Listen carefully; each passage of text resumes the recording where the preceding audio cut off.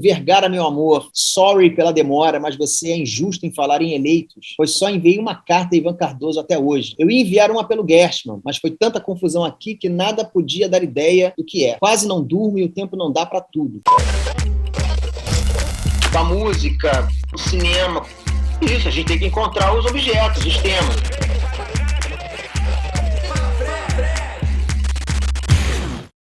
No episódio 17, Fred Coelho fala sobre a vida de Hélio Oiticica em Nova York e sua relação com o filme Super 8 a partir de uma carta enviada ao amigo Carlos Vergara em 1971.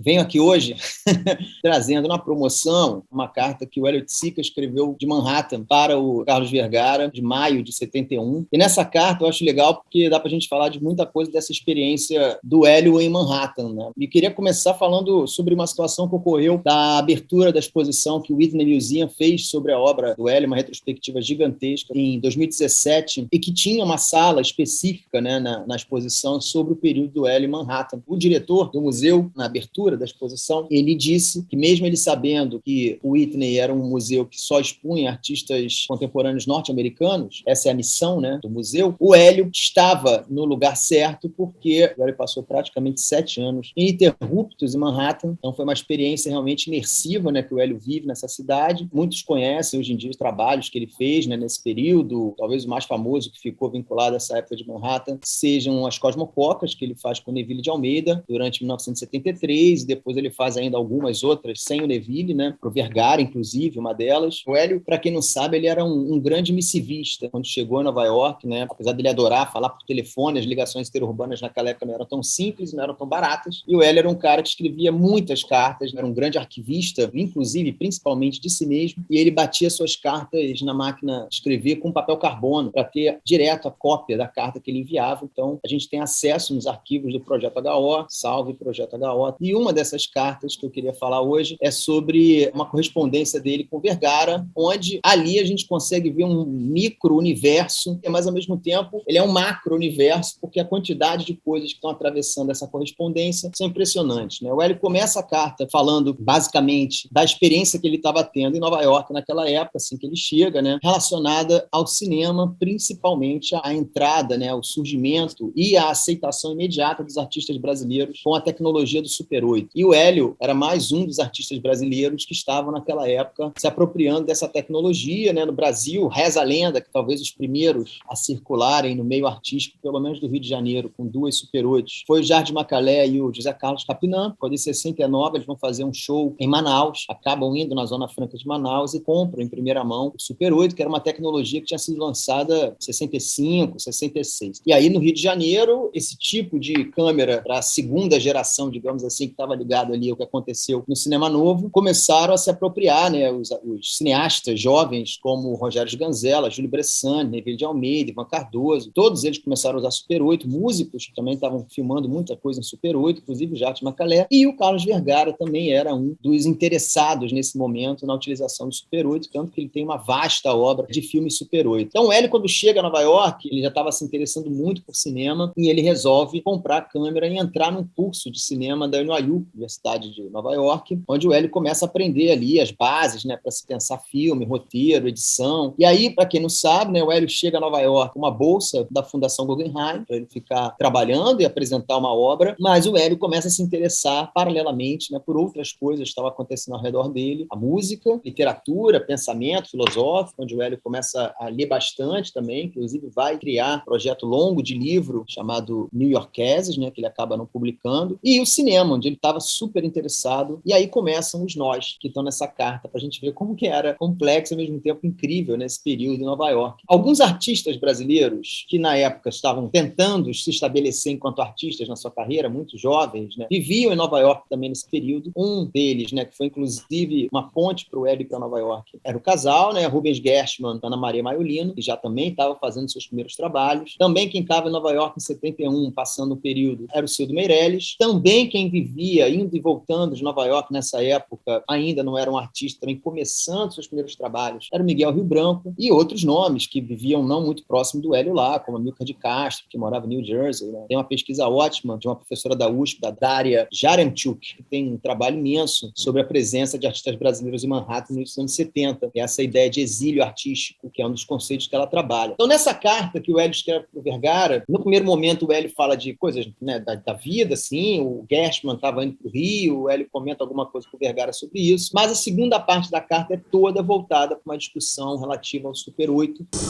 Tem-se que ter em mind o que se quer. Por enquanto, quero coisas com Super 8. Vai lento, mas os primeiros reels, ainda não montados, ficaram ótimos. Depois de montados, então, farei cópias, pois se desgastam too quick.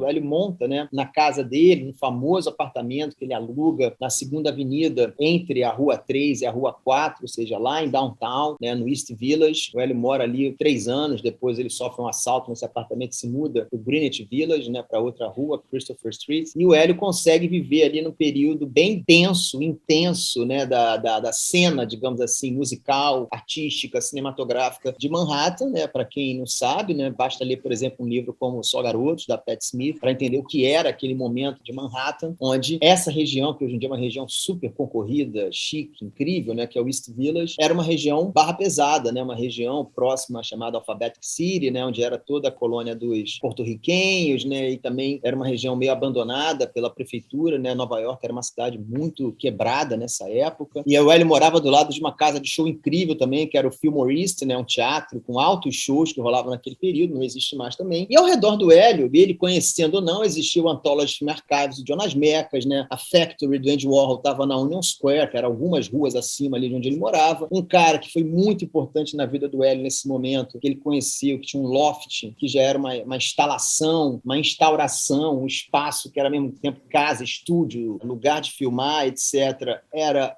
a casa do Jack Smith, né? Um cineasta também chamado de um dos fundadores do cinema underground norte-americano. E esse período, na carta para o Vergara, o Hélio está muito interessado em ver alguns filmes que estavam chegando do Brasil e como é que o Hélio conseguia ver esses filmes que chegavam do Brasil. Aí entra uma outra personagem sensacional, que é o Fabiano Canossa, é até hoje, né, um curador e um cara que dirigia um cinema em Manhattan, onde ele conseguia passar filmes brasileiros, filmes novos, filmes antigos. O Hélio era um cara que estava muito ligado ao Fabiano nesse primeiro momento, e aí começam esses nós de brasileiros em Nova York, entre 71, 72, até 73, mais ou menos. Lembrando, né, algo que eu não falei aqui, fundamental nesse contexto inteiro, que o Brasil estava no auge da sua ditadura militar, já tinha sido publicado, né, o AI-5, quem tinha que sair do Brasil saiu, quem tinha que ser preso já tinha sido preso, então isso é um momento tenso. O Fabiano Canossa dividia casa, apartamento com Naná Vasconcelos e durante um período com o Glauber Rocha. Então, durante uma época breve, Glauber Rocha, Naná Vasconcelos, Fabiano Canossa, Gato Barbieri, né, que também era um saxofonista, né, conhecido dessa época, argentino, também meio que morava ali. Quem também morava em Nova York nessa época, por incrível que pareça, era João Gilberto. Então tem uma comunidade de brasileiros, né, em Manhattan, alguns já bem famosos, outros tentando, né, carreira. Naná Vasconcelos não tinha nem gravado disco solo. E o Hélio, né, nessa carta para o Vergara, ele está falando como que ele estava interessado em um tipo de cinema que saía um pouco do que ele chama, né, do naturalismo, que é um pouco, né, o cinema que começou a ser feito no Brasil nos anos 70 pela geração do cinema novo, né, filmes mais históricos, filmes ligados a temáticas políticas, né, de um jeito mais, digamos, formal. E o Hélio estava muito mais interessado nos filmes que vinham dessa geração de Bressanes, Ganzella, Neville de Almeida, que vai virar parceiro dele nas Cosmococas, e o Ivan Cardoso também estava começando a fazer as suas cotidianas Kodaks, né, os seus pequenos filmes em Super 8, chegando ao mais famoso de todos, né, depois, em 71 para 72, nesse mesmo ano, nesse mesmo momento, que é o Nosferatu no Brasil, né, o filme que tem o Torquato Neto como o vampiro tropical. Tem uma sacada genial, que ele coloca uma cartela no começo do filme, como ele não podia filmar de noite, porque Super 8 não dava para filmar com iluminação assim, artificial, não podia fazer uma filmagem noturna, o Ivan Cardoso bota uma cartela onde se vê dia, veja-se noite. E aí ele começa o filme. Eu acho isso genial e mostra muito do que é a cabeça dessa galera, né, na experimentação, na tentativa de novas linguagens. E a gente se esquece, né, um pouco que essa geração, a relação deles com a tecnologia, a gente sempre pensa que era um pouco tosca, porque a gente tem uma ideia um pouco também errada, né, digamos assim, do que é a tecnologia. O Super 8 era uma grande tecnologia para aquele momento, né, onde você transforma a experiência de uma ideia de cinema em algo portátil, caseiro, onde qualquer um podia experimentar. E aí, nesse apartamento do Hélio em Manhattan, no Loft 4, que ele chamava, ou Babylon Nests, porque ele ocupou todo o seu apartamento com um trabalho que são os ninhos, né? Espécie de camas que ele estrutura com véus e com toda uma situação de madeira, tal, que ele consegue montar no apartamento uma série de compartimentos, né, que ele chamava de ninhos. Várias pessoas dormiram, moraram com Hélio durante um período em Nova York, e nesse apartamento o Hélio constrói uma pequena cabine de edição e revelação dos filmes Super 8. Então o Hélio era um cara que fazia tudo ele, né?